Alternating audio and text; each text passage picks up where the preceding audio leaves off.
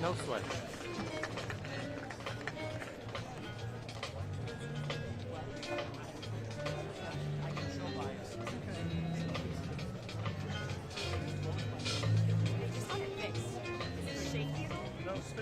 We're good.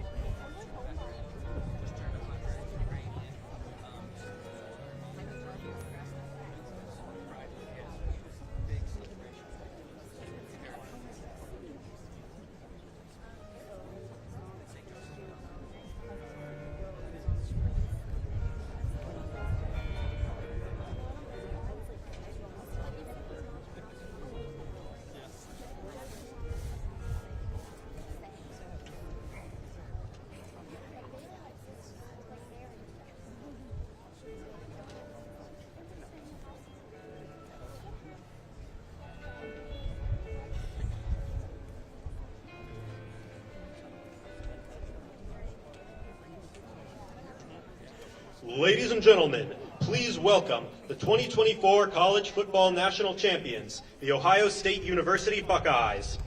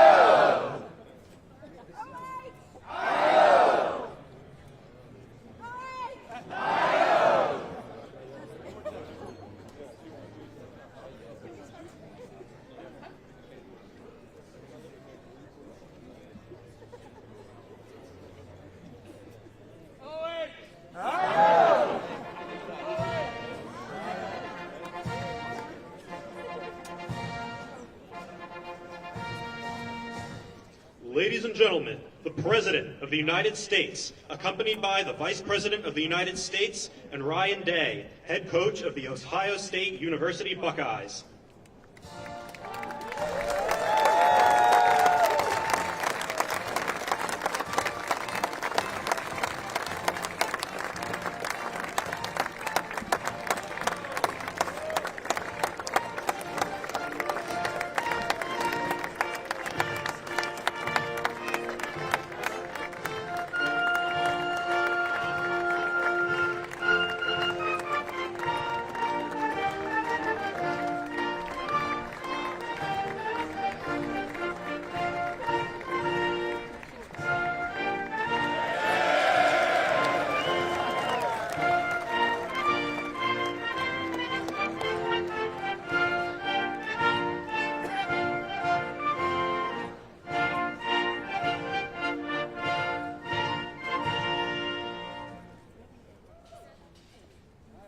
That's a good-looking group behind me.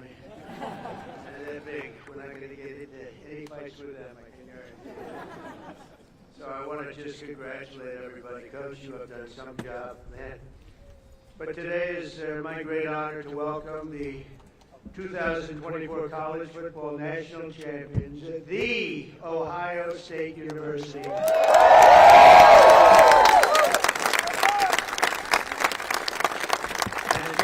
January 20th was a big day for all of us. It's true. It was a big day. I love that day. Never forget that day. To Ohio State President Ted Carter. Ted, where's Ted? Ted, congratulations. Good job, Ted. Athletic Director Ross Bjork. Ross, where's Ross? Congratulations. Did you know that we're this good? He said absolutely. That's a good answer. To Coach Ryan Day, who, and I have to read this because this is not part of it, but they gave me a little briefing. I knew how good a coach. I didn't know he was that good. It's Ryan Day, head coach of the Ohio State University. So here's just a little summary. Ryan was named head coach in December 2018. Think of this. First was a very young-looking guy. He's got a lot of time left. In his 6 seasons as head coach, Day has led the team to 9 championship wins. You don't do that. He's currently the only coach to lead his team to the college football playoffs 4 times since 2019. And his first season as head coach, and Coach Day's overall coaching record 70-10. So in other words, Ryan, I'd like to be your agent. I want to. And he won the big one, right? He won the big one. That's the biggest of them all. That's fantastic. Let me have you.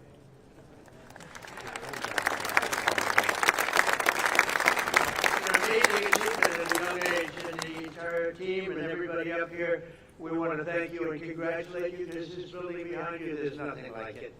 I have a lot of buildings. This is the one. This one you can't beat. The White House. And I think, the coach was all excited about it. I threw it out just hoping that it wouldn't be a big deal. I said, Coach, afterwards, if you'd like, but only if you'd like, don't worry about it.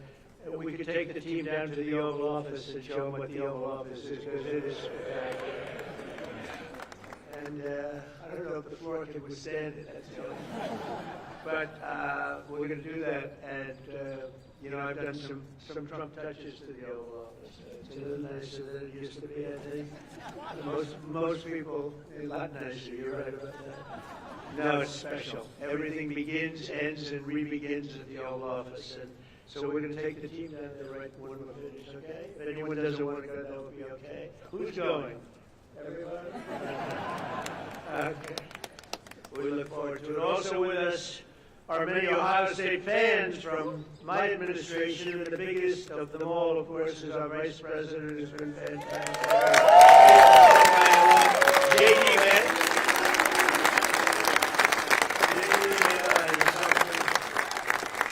But he was such a good student, he didn't stay there for 4 years. He got out in 2 years, #1 in his class. How do you do that? Did you have any better students than that? Better football players, yes. but JD's doing a great job. Thanks as well to Secretary of State Marco Rubio for being here. Marco, you're doing incredible. Thank you. As well as Representative Warren Davidson and Mike Carey. Fellas, thank you. Thank you very much. Governor Mike DeWine. Mike, where are you? Hi, Mike. Doing a great job. Attorney General Dave Yost. Okay, congratulations on everything. Secretary of State Frank LaRose. Frank, thank you, Frank. Mayor Trent Conaway. I love Trent Conaway. Where's Trent Conaway? Where are you, Trent? Look at him, that guy from East Palestine. I think, you know, you're the reason they say that was, I visited and Biden didn't. And when I went there, and I went there right after the problem, right? And I met Trent, and I love Trent. But a lot of people give you a lot of credit for the success that we've had, because we won in a huge stampede in a landslide, and I want to thank you. And you've been a great mayor, and you went through a lot. And we took care of you. We helped, and other people didn't. But you were a big stop in the first one, so thank you for being here. It's good to see you again.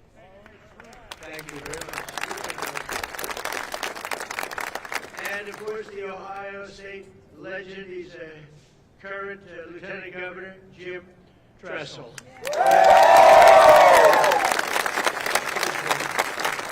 Thank you, Jim. Thanks also to my friends J.J. Cavaro and the Schottenstein family. They're here somewhere. There they are. Good to have you. This was a historic year in college football, standing together today. These men in the first college, think of that, are the first college football players in history who can proudly call themselves 12-team playoff champions. You're the first one.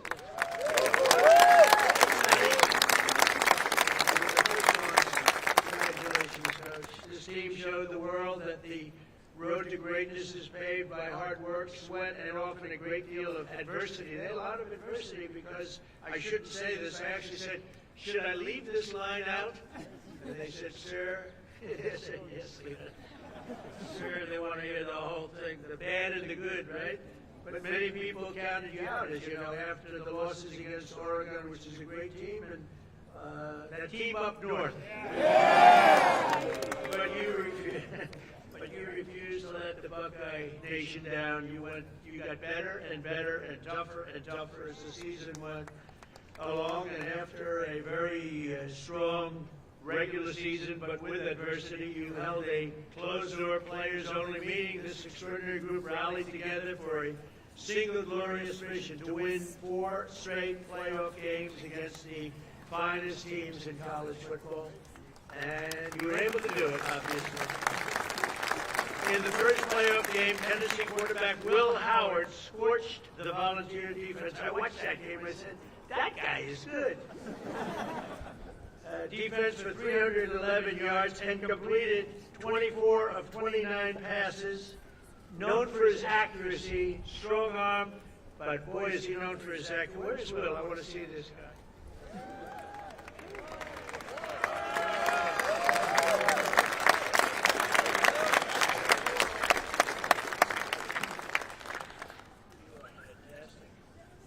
Oh, he's going to be so rich. Think of that. To look like that and to play, it's a good combination. But Will went on to set an all-time college football playoff record with 1,150 yards passing. That's an incredible thing. We'll be watching him for about 15 years, maybe longer. The next game was a chance at redemption against the top-ranked Oregon Ducks, which was a tough team. It was a total team effort by Ohio State. In the first half, the Buckeyes built an insurmountable 34-point lead thanks to the scores from veteran playmaker Tavion Henderson. Where is he?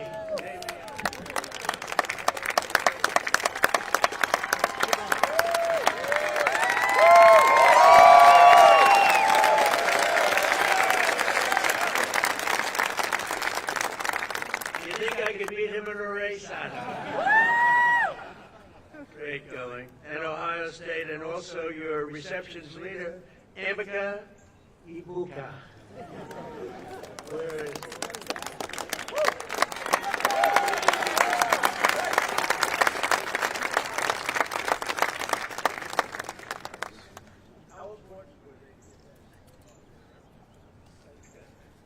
You said the right thing. Then came the team's biggest test in the semifinals, a trip to Texas for the Cotton Bowl. And that Texas was pretty much rated the #1 team at the beginning of the season, right? So that was a tough team. I know that. It was neck and neck late in the fourth quarter. Texas was down a score, but marching in the red zone with 2 minutes left on the 4th and 8 with 2:29 on the clock. Hometown legend Jack Sawyer. Boy, that's a good name. Sounds like the name of a legend. A son of Columbus. We won Columbus by a lot of points. Gave the world an all-time great Ohio State football moment. Most of you know what I'm talking about. In one amazing play, Jack exploded off the line, strip-sacked the quarterback, which is not easy to do, scooped the fumble recovery, scored an 83-yard touchdown return, and punched Ohio State's ticket to the championship game. Yeah, it's a hell of a thing. You mean you took the ball out of the quarterback's head? I don't want to say this. I don't want to make. How do you think that other team feels? That's one of those disasters for another team, right? No, that quarterback doesn't feel good. Where is he?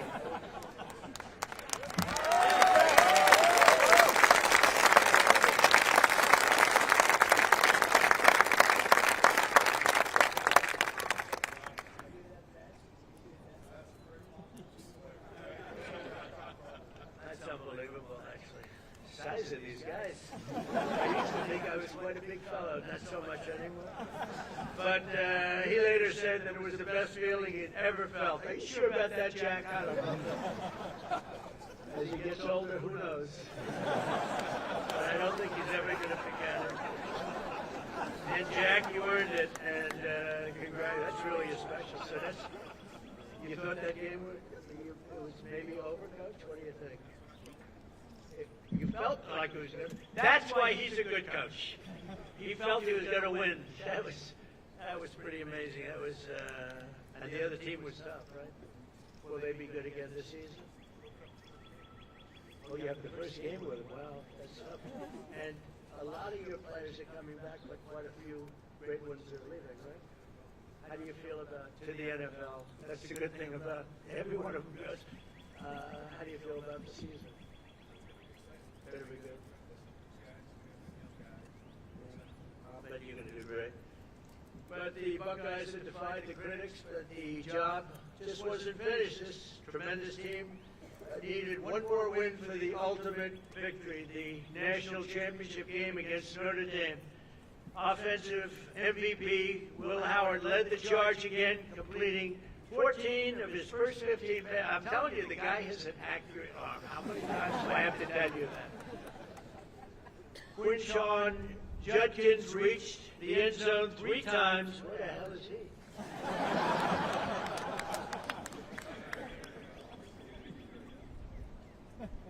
3 times. Defensive MVP Cody Simon stuffed the Fighting Irish rushing attack. Where's Cody?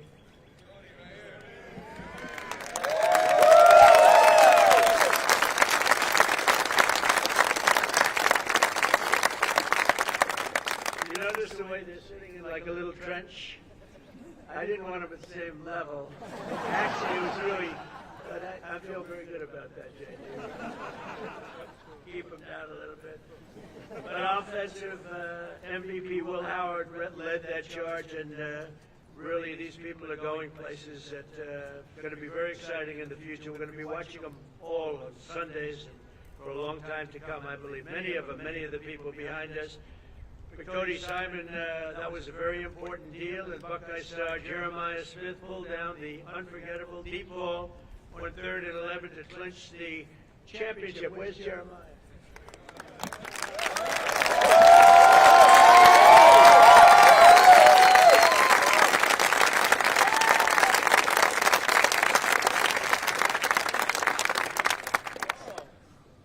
I shouldn't say this, but the coach was giving Jeremiah some major your praise backstage. They said, so what's the future? He said, well, we have a guy, he may be the best ever. That's a lot to think about, Jerry.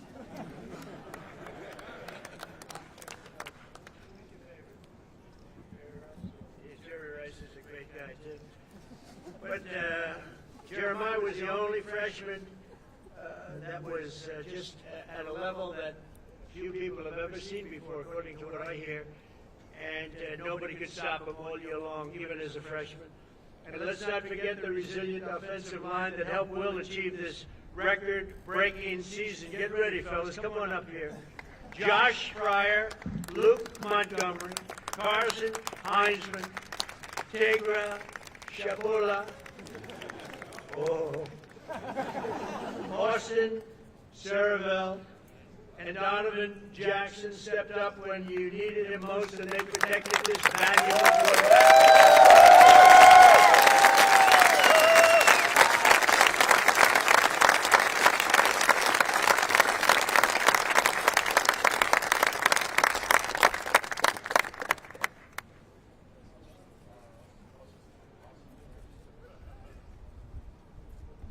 That's what they can say. We're going to the NFL with other people said, "Do you think I can make it?"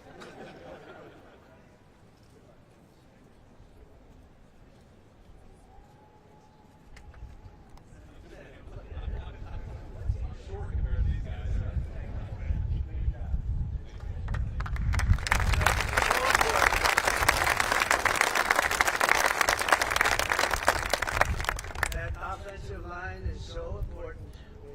You have no idea. I've seen teams that were great, but they didn't have the offensive line, and it just doesn't work out, right, Will? You beat the Fighting Irish that day, 34-23, and for the first time in 10 years, proudly claimed the title of the great state of Ohio, the great state. I love that state. We won that state in a landslide, Governor. I'll never let you down. I swear, I promise. And if I let you down, he won't. Okay, see, I'm a backup. But I do love the place, and so today I'm honored to call the Ohio State University Buckeyes national champions. You're the national champions, and you're standing right here at the White House. And it's a proud day for all of us, but it's a proud day for the Scarlet and Gray. Congratulations once again, and Coach, you are a fantastic person. I got to know him just a little bit back there, and I realized almost immediately that he's really a special guy, and to your wife and your three beautiful children, congratulations. And I'm going to ask JD to say a couple of words. It's an honor to have everybody at the White House. You are a very special group from a special state, the state of Ohio. Thank you very much, everybody.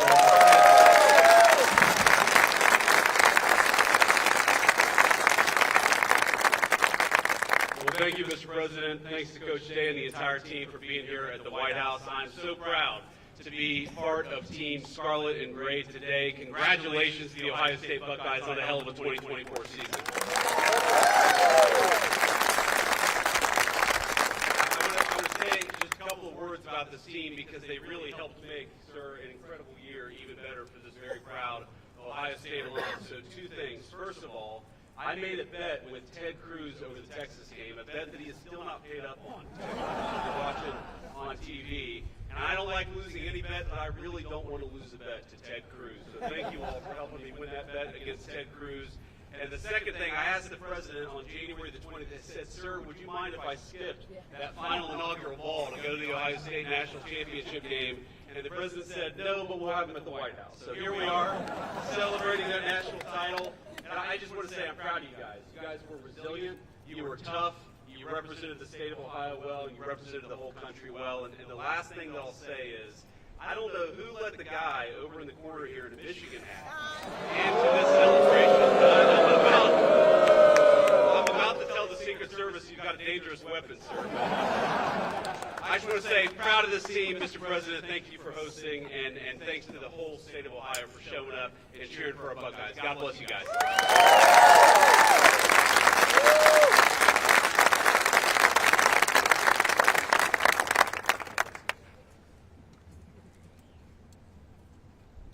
Mr. President, Mr. Vice President, and other distinguished guests, on behalf of The Ohio State University, the Department of Athletics, thank you for inviting the national championship Ohio State Buckeyes to the White House this afternoon. I'd like to thank Ohio State President Ted Carter, members of the Ohio delegation here with us today, Governor DeWine, Lieutenant Governor Tressel, Athletics Director Ross Bjork, and all the staff members for their work and efforts to make this trip to the White House a reality. We're honored and humbled to be here, celebrating with you our 9th national championship in our great university's history. To be here surrounded by our players, staff, university leadership is a moment we'll never forget. Traveling to D.C., though, was the easy part. Earning the right to be here was the hard one. This team made history by winning the most difficult series of games in the history of college football.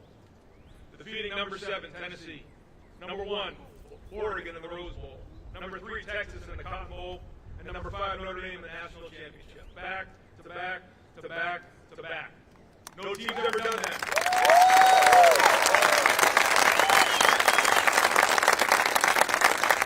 No team's ever done that. And through discipline and execution, this team dominated, finished the mission, and left no doubt. It all started with a group of 4th and 5th year seniors. They chose each other. They chose Ohio State, and they built and lived a culture of brotherhood, toughness, and love. When adversity hit, they stood tall, stuck together, showed their true character, rose to the occasion, and became champions. There's a quote I love from President Roosevelt, displayed proudly in our team room, the man in the arena. It's not the critic who counts, not the man who points out how the strong man stumbles. The credit belongs to the man who's actually in the arena, who strives valiantly, comes up short again and again, but who does actually strive to do the deeds. This quote reminds us of the true honor that belongs to those who rise to the challenge and stand in the arena, unwavered. It took every challenge, and we responded with heart, with grit, and with determination. That's why this moment means so much to us. Our families, thank you so much for your love and your support along the way. To our coaches, thank you for your hard work and for your leadership. And to our players, thank you for everything. Your story will forever be told. And Mr. President, thank you again for this incredible honor. God bless America and go Bucks.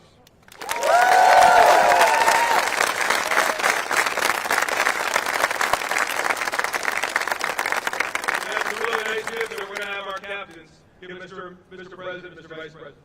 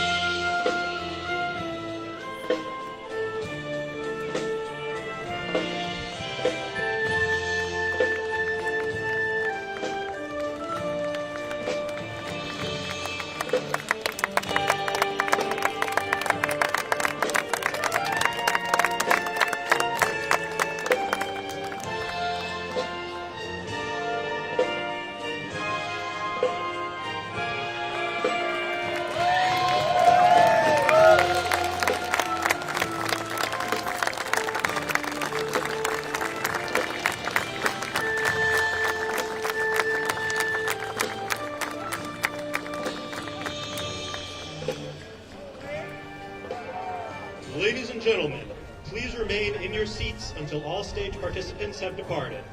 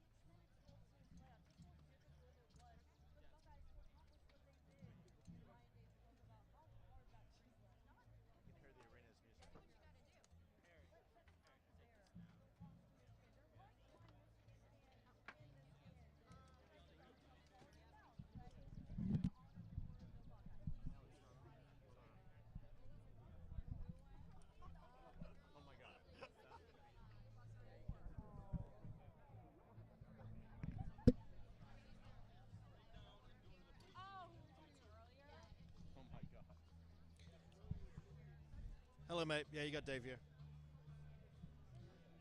Hello, mate. So we had some gremlins with our last shot. Can we just make sure that you're seeing here and Zelany's shot here? Okay. 1, 2, 3, 4, 5. Making sure the audio is at least close. Very good. Great. Okay. Very good. All right. Thank you, mate. Yeah, Zelany's he's on our hotline. Should be WH1 for IFP.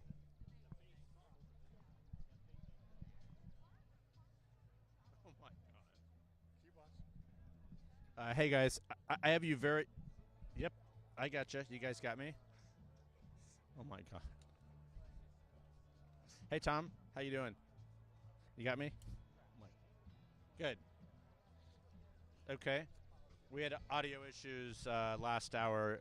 They couldn't hear us, so just make sure you got us. Yep. Okay, great. I am indeed. Yep.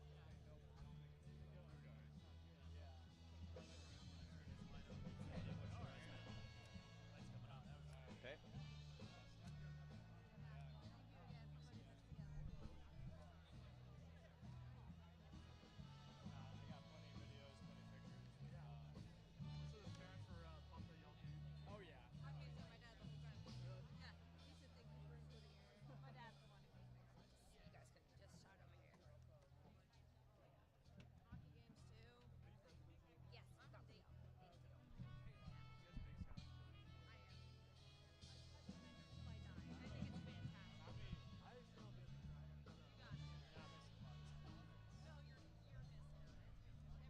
Jeff, can I get a white off you? What? Oh, you need a.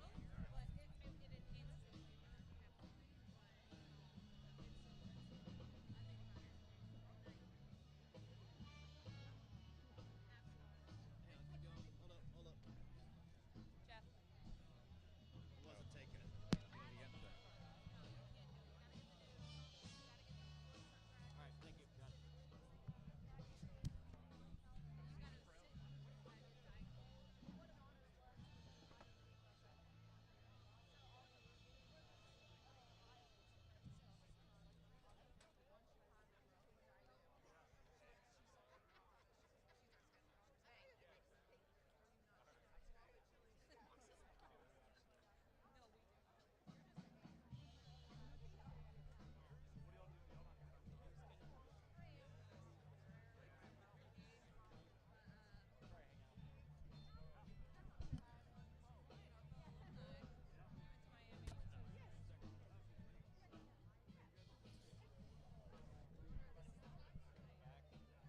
Hey David, can you hear me? When you say rap, do you want me to toss to the sound or no? Not in our lifetime, at least.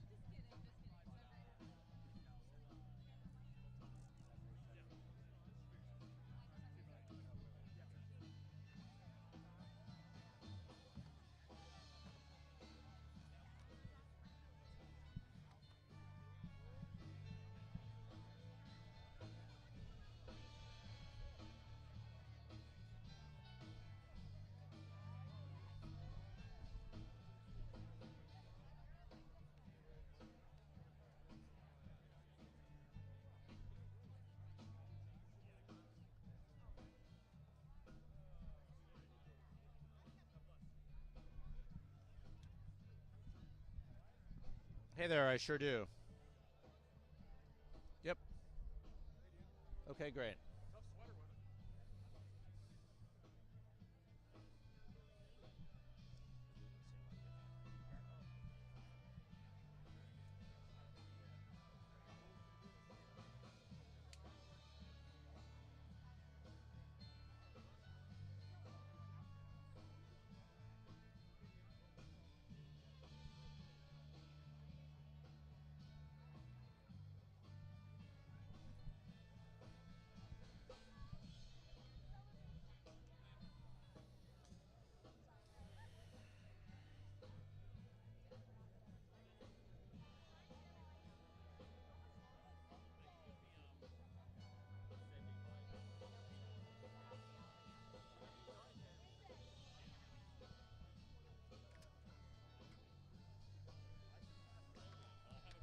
not a long open. I'll just tackle.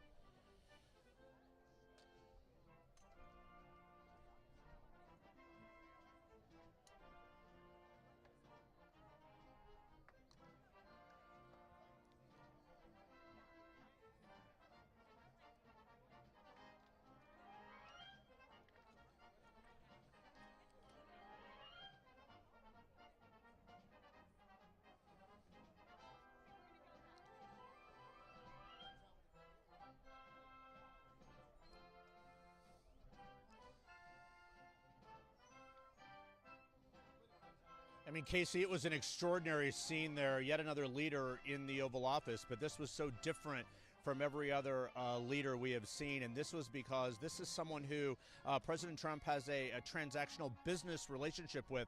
In fact, that prison in El Salvador is a central part of what has become the Trump immigration plan.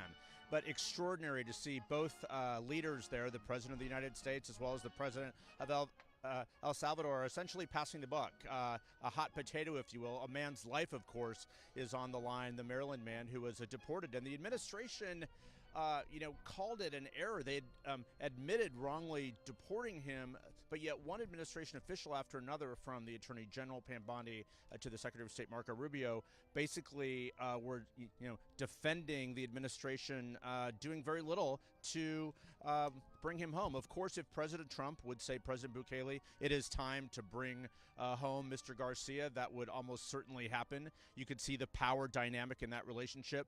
But you're right, Casey, it was at the end of this extraordinary session when the President Trump was talking about homegrown criminals, of course, U.S. citizens who are convicted of heinous crimes. Well, no matter how heinous they are, incarceration in the United States has always been suitable for any type of criminal, never deporting them to El Salvador. So that was something else entirely. Now, of course, he said if the laws allow us to do this. So he walked right up to the line, didn't cross it necessarily. But for all the meetings we have seen in the Oval Office, for all the ones we have watched, Casey, it was extraordinary to watch these two young leader, and then, of course, President Trump really solidifying their relationship there, one that is going to be central for the immigration plan and many deportations likely to come.